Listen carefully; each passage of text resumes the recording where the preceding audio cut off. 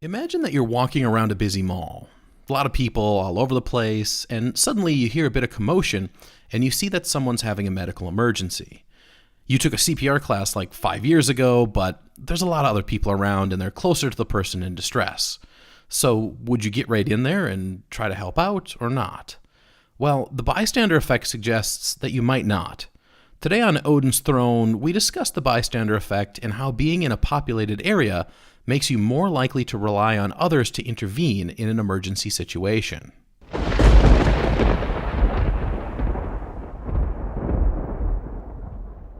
There's a tendency for an individual to assume that since they're in a crowd of people during an emergency, that someone else will take the lead and call the police or begin CPR.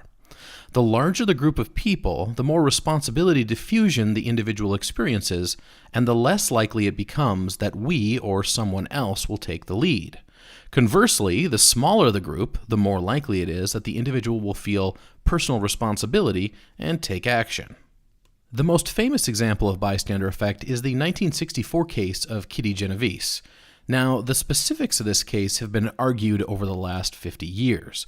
However, for our purposes, the classic explanation of the event will suffice to give context to the concept of the bystander effect. On March 16, 1964, Kitty Genovese returned home to her apartment late in the night. While walking to her building, she was stabbed multiple times and raped. Multiple people who lived in her building recalled her cries for help, but did nothing as they assumed someone else would get to it first. Kitty Genovese was later found and died on her way to the hospital. So, how can you avoid the bystander effect? Well, understanding how bystander effect works is the first step, which now you have. Second, always be aware of your environment.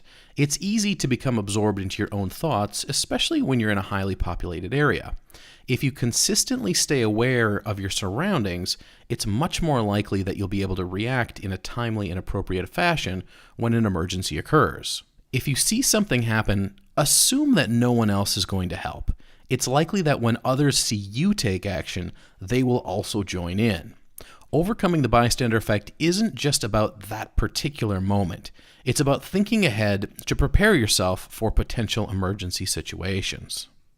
With any luck, you're now one step closer to being able to avoid the bystander effect. Hopefully, you're also one step closer to understanding your brain and the really sneaky ways it can undermine you. If you enjoyed this content, please like and subscribe to Odin's Throne today. If you're interested in other ways your brain can trick you, check out the other videos in the Bad Brain series.